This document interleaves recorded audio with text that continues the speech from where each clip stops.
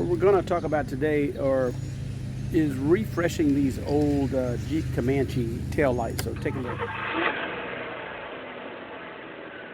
So what we have here are the typical Jeep Comanche tail light assembly. The back's good and the front is bad. The back has not been exposed to the weather, and the front. And for the longest period of time, these tail light assemblies were not remanufactured. So it's been an issue and very tough find. Now I do have a pair of the Oracle LED units. That is for another project.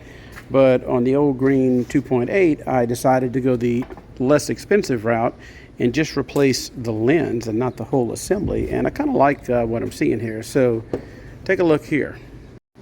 So what you see here is just a lens from KeyParts. And I'm not sure where KeyParts is sold, but there's another one. But I got these off of eBay, and these are a very good fit. So what you have to do is remove the lens, which is glued on to the housing, and you have to be prepared to or try not to break the back, because the back is not reproduced, only the lens are reproduced now, and these lenses aren't cheap. So as you can see, these lenses are silver in the middle, and these are not. Believe it or not, these are half the price of here. Don't know why. Probably less people want the silver. It doesn't really matter on this old thing, so I didn't care about that. I would rather pay half the price. You can always paint that black if you wanted. So here you can see from the old part number on here, this fit, it says 85, 86, and 87. Now, they did not make a Comanche in 85. I would imagine they came out in 85 as an 86 model. This is the completed one, and I'll explain step by step how I did that. I'm going to move it over here to the parts table so we don't break it. And believe it or not, the worse your taillight lens are, the better. So the more brittle they are, the easier this thing's going to come apart. So let me show you what you're going to need. Obviously a taillight. You're going to need some of this clear adhesive sealant. I use the Permatex brand. You're going to need some type of pliers, preferably needle nose. You're going to need, I would prefer a plastic pry bar or pry tool. If you don't have plastic, a screwdriver will work, but you need flat. You need to be very careful with that. A pick comes in handy like this, and even a smaller screwdriver like this. And that's really it. Oh, and obviously you need one of those. And the first thing you're going to do is I'm going to see what will come off by hand. Now, quick note, this is important when you go to put it back together. Notice how this side is flush, or almost flush. And then when it comes over here, it's raised up. It's supposed to be that way. This is not supposed to sit flush. So don't try to force it in there to, you'll break it if you want to do that. So remember, this does not sit flush. This does sit flush. And then the next thing you want to do is you get your pry tool and you put it in between here and kind of twist it to see if it'll come loose. This one seems to be pretty tight on here.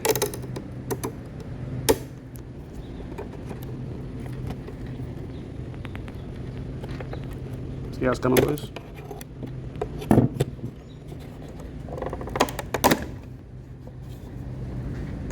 Yep, that's what I found in the other one.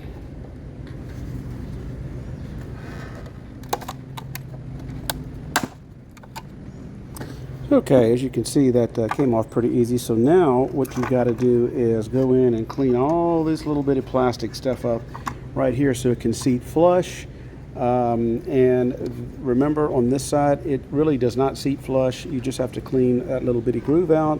So we're going to go get some soap and water and clean this thing up. And this is what you're left. This is what it looks like when you take it off. Now, if you have a problem getting these little bitty pieces of plastic out here, you can use a Dremel tool with a cut-off wheel and just slowly grind it. You do not want to melt this plastic, so you would do like this and just work it until you get that little groove nice and straight. All right, once you get all that cleaned up, I'm just gonna squirt it with some soap and water and clean it up.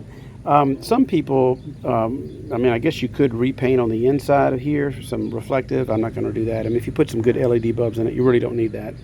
Let me get it cleaned up. And this one's real dirty, so I'm gonna soak it in some of this dish detergent for a little while. Okay, now that I got this all cleaned up. I'm going to bring it in here and we're going to let it dry. Okay, the next step is now that I got this cleaned up and dried up, I'm going to test fit this. One thing to note, these KeyPart lenses do not come with the internal reflectors. So not sure if those are even available anymore, but let's take a look at the fit. The way that you can tell which way these go, you have the big square reflector and the 3 small ones. You can see the strata on here ends right here. The big one goes right here, and you can see there's no strata on the edge, so it sits down just like that. And remember, I said that one end will sit almost flush, and the other end over here will not. There will be a space that is normal, so that looks like it fits pretty good. So my next step is to lay down the glue. Okay, now that I've got the adhesive all the way around, I'm going to go ahead and gently set this down. Again, get the clear adhesive. It makes the mess look less messy. Okay, and I've let them set for quite a few hours with some clamps. Be careful with the clamps. Don't let them squeeze too tight. And I think they're ready for installation. They're looking pretty good. Got one installed. Be sure to go back with some stainless steel screws. I remember taking those out. Those were a pain. And get the exact same size at Ace for pennies. Okay, well, they're installed. They went in good. I think they're probably better than the original. Not too much of a fan of the silver, but again, those were about half the price of the blacked out ones. But anyhow, there you go. Right, they illuminate well, as you see. We'll take a look on the side here. Look pretty bright. I don't have the reverse lights hooked up yet to the transmission, but there you go. In need for some new Jeep Comanche taillight lens, I highly recommend these KeyParts. They are cheaper than the Oracle LED complete changeout, but if you want the OEM look, then I would go with these. So hopefully this helped y'all out. Have a great day.